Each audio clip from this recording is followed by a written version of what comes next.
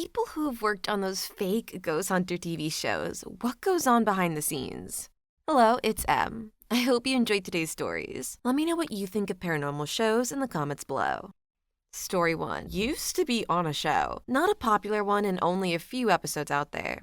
It was a team of 3. An empath, an undecided, and myself, the skeptic. Well, my job was to debunk things on the show that the other 2, or occasional medium we had on, were claiming was paranormal. Every time I would debunk something, it never made it on the air. The empath, the owner and producer, didn't want to be proven wrong, I guess. For example, the meter they used to measure electromagnetic force, where the lights go from yellow to red, ours would go off randomly.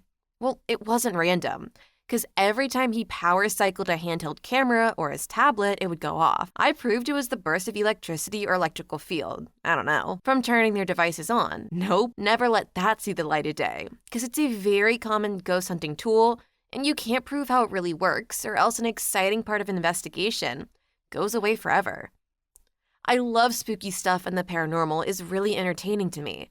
But it sucked that he left out a skepticism because he thought it wouldn't draw people. I'm a fan of the original Ghost Hunters, where they would continuously prove that ghosts or haunting didn't exist, and present their findings to the homeowners to provide them relief. Even the main guy never admitted to hauntings. That was their thing. Once they got super popular, they turned into just a normal ghost hunting show. I want a show, or to be part of one, that does that. They go in, find something, and prove it wrong, but are still open to the idea and have fun with it. Because at that point, if you do find something you genuinely can't explain, it has more weight because you're known to debunk nearly everything. I miss ghost hunting. It was a lot of fun to me. Here's a comment from under that post. Even Ghost Adventures occasionally has a show where they find nothing. Then the infamous one where it was obvious that the mom was making crap up and being abusive to the kid, and they had to subtly imply that they had to call CPS on them. I also really like the shows where they do try to use either science or basic common sense to disprove people's claims. Like, oh, you have a broken pipe and old stairs, so all the noises you're hearing are probably coming from that, mainly because it keeps things honest.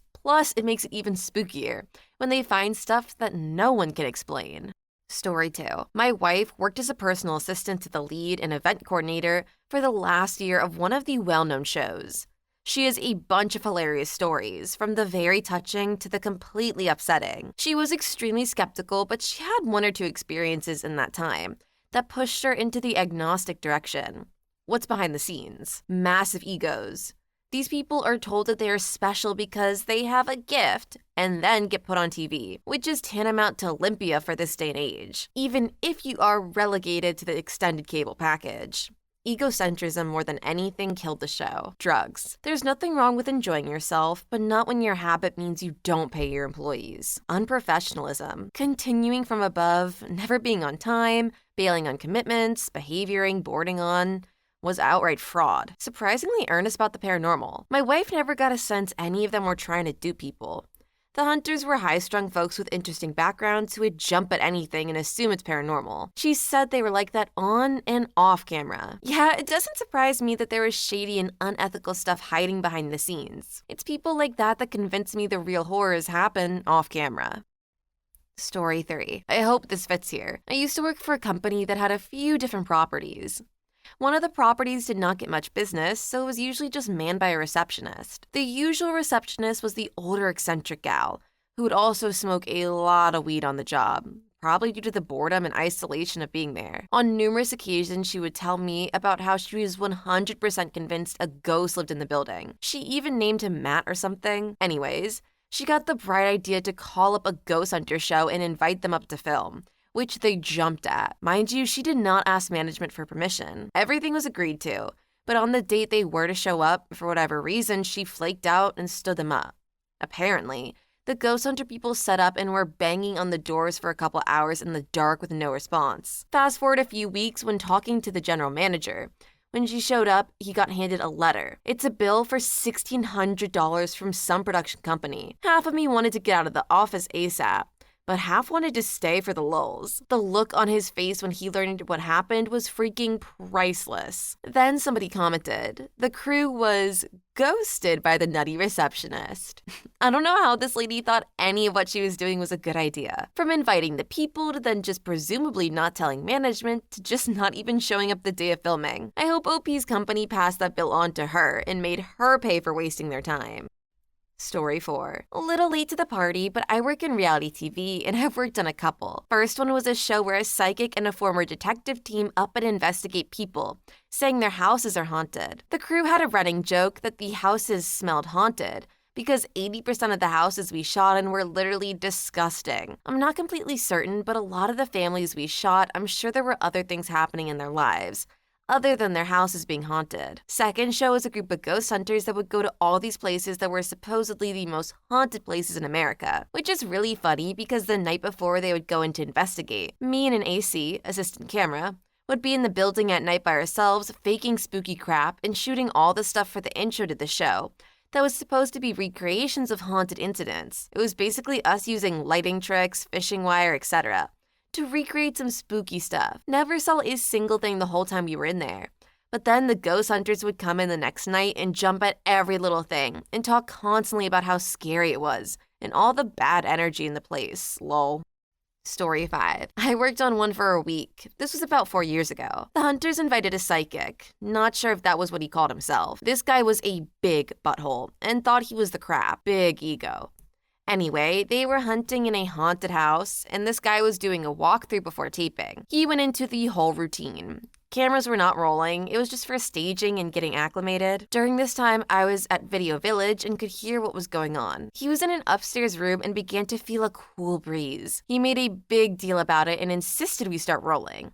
We did. And he went on and on about how room temperature drops mean a spirit. He started asking the crew if they felt the breeze as well. They did. Finally, the first AD, who was sick of this guy's crap, told the guy that the breeze was coming from the open window in the other room. The psychic threw a fit and stormed out saying we were all amateurs. Somebody commented, "Sounds like a prime nominee for biggest douche in the universe." Honestly, if they had this footage saved somewhere, I would just love to see it. Sounds like the funniest thing in the world to see someone so serious just get shot down and then storm off. Story 6. Never worked on a show, but have done paranormal investigation for years. I have visited many famous places in my country and met several people in the industry, mediums, etc. Many were quite bad, a couple were awful, clearly throwing things from their pockets when the lights were off, etc. I am fully of the opinion that these shows are fake. Here's the dirty secret. Paranormal investigation is very, very boring. 99% of the time you're sitting in the dark trying to hear stuff. I think most TV stations realized after a few episodes and pressured the shows into faking stuff, or at least coming up with nebulous evidence that can't be disputed on TV. Smells, feelings, etc. Doing more psychological experiments at sites is a lot more interesting. Somebody commented, "As a former paranormal investigator myself, sitting around drinking coffee and eating hot cross buns was about 70% of what we did, lol." Story 7. I dated a nice girl once who had an ex-boyfriend whose ex-con stepfather was a guest on a ghost hunter show. It was an episode about a haunted or cursed car in South MA. At the end of the episode, they made it seem like they destroyed the car in a trash compactor. But in reality, the car was never destroyed and remains in the guy's yard to this day. So for this reason, I imagine there are a lot of fake situations created on these shows. If I recall, they paid him $10,000 for his story and time. The guy turned out to have various personality disorders and believed his car talked to him and prevented him from ever finding work. But honestly, I think he just made it up as an excuse not to work, doubled down, and somehow he ended up on the show. Somebody commented, "That's a weird coincidence because I dated a nice girl once who had an ex-boyfriend whose ex-con stepfather saw Ferris pass out at 31 Flavors last night. I guess it's pretty serious."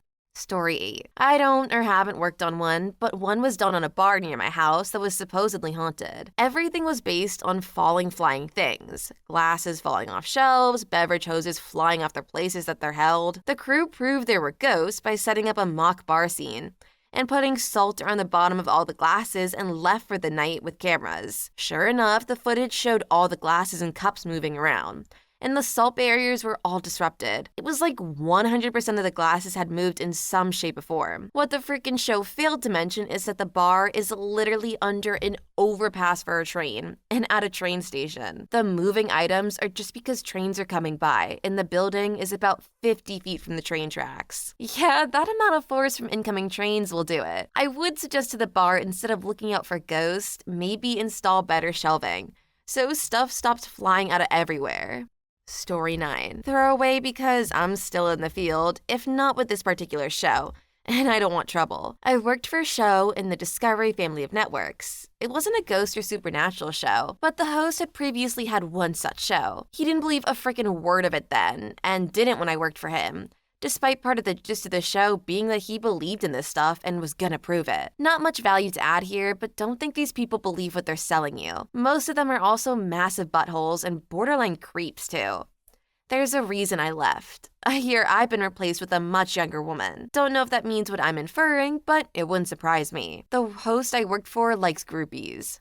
Story 10. That ghost hunter show did an episode in a large old building where I work. Rather not say the name. I laughed out loud throughout the episode at the idiocy. For example, they were taping in a freight elevator. Dang thing is in need of repair and has been for years. When it did a little jolt just before taking off, the host insisted that it was supernatural in origin.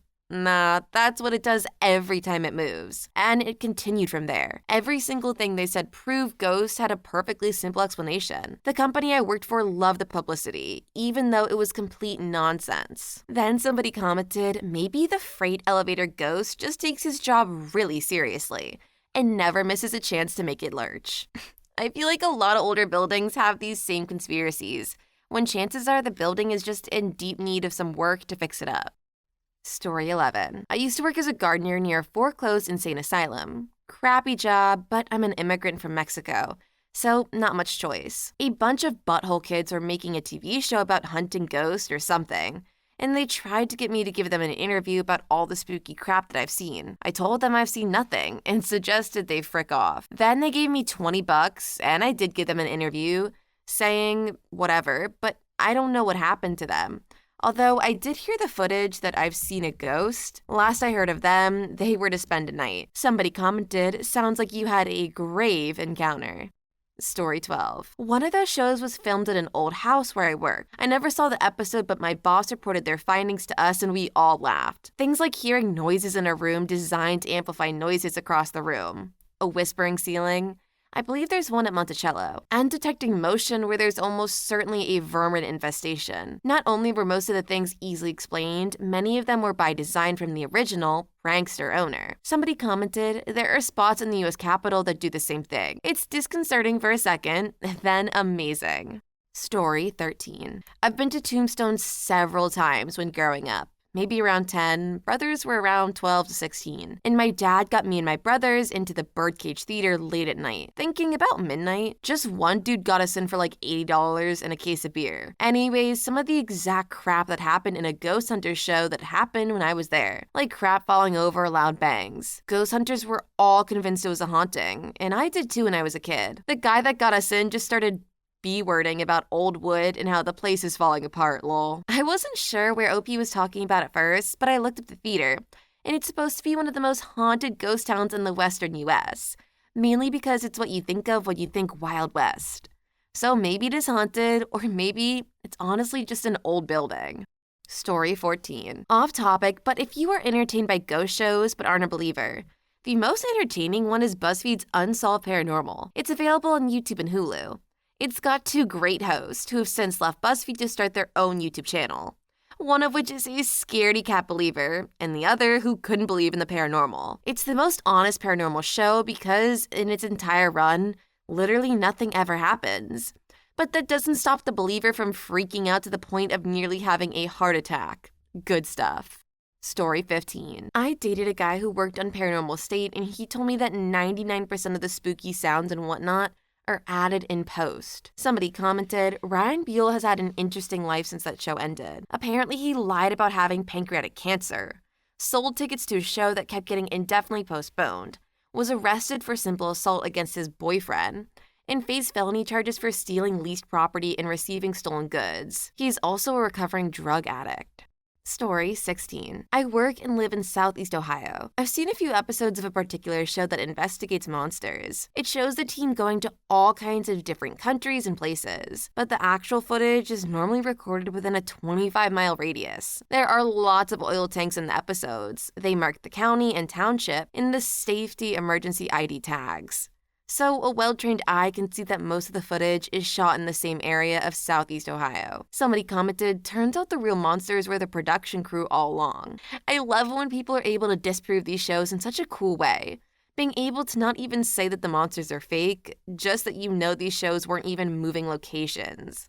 Story 17. My summer job was as a tour guide at an upstate New York French and Indian war fort that the ghost hunters visited a few years back to hunt for ghosts. Between fighting and smallpox, hundreds of men died there. I worked the 1 to 10 p.m. shift, which included doing a final round, turning off the lights and securing doors. I was alone and walked the entire unit nightly for 2 years of summers.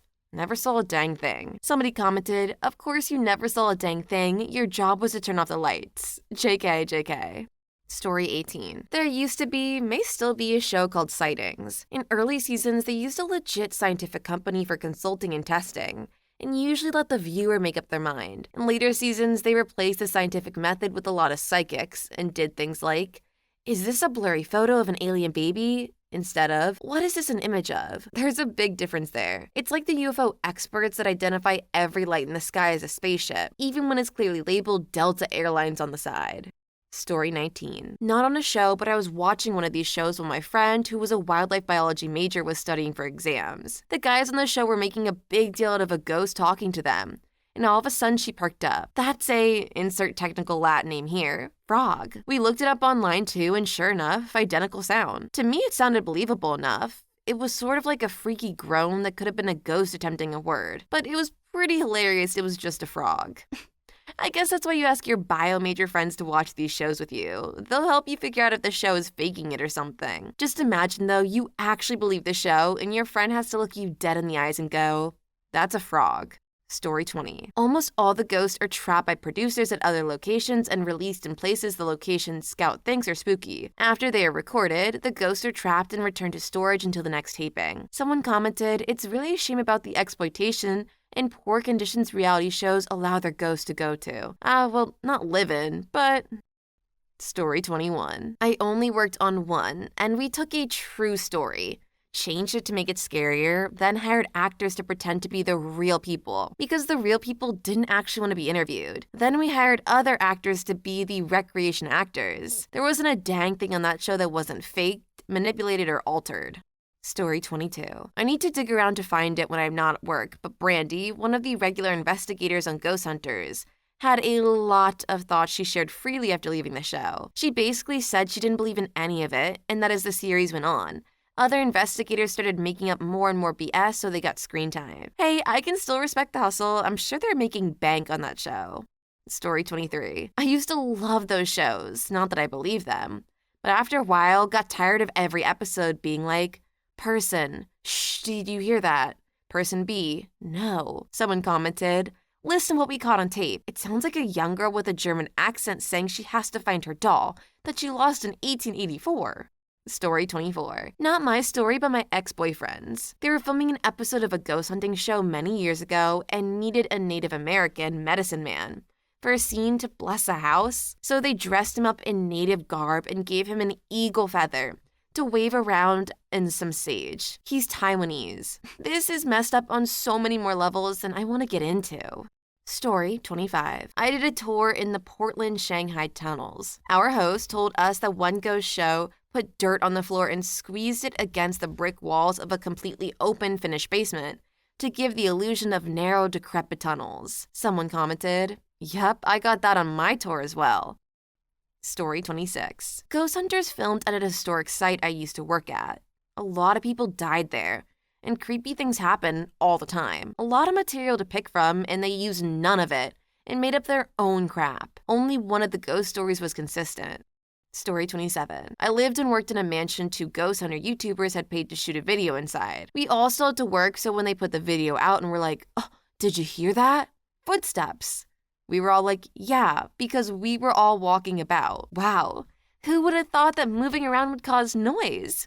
Guess it's a ghost. Story 28. You have to pretend that what you're doing is worthwhile in order to keep the energy up on the cast and crew. I've been to a few where it was acknowledged that it was all BS, and let me tell you, it makes for a truly miserable filming experience. Story 29. Follow-up question. Why do the hunters always talk like they're gonna beat a ghost's butt? Show yourself. Like, maybe it's not a malevolent spirit. Maybe it's Dave from the deli who got trapped in this dimension. Please leave your story in the comments. I would love to make a video on them in the future. Also, don't forget to like and subscribe.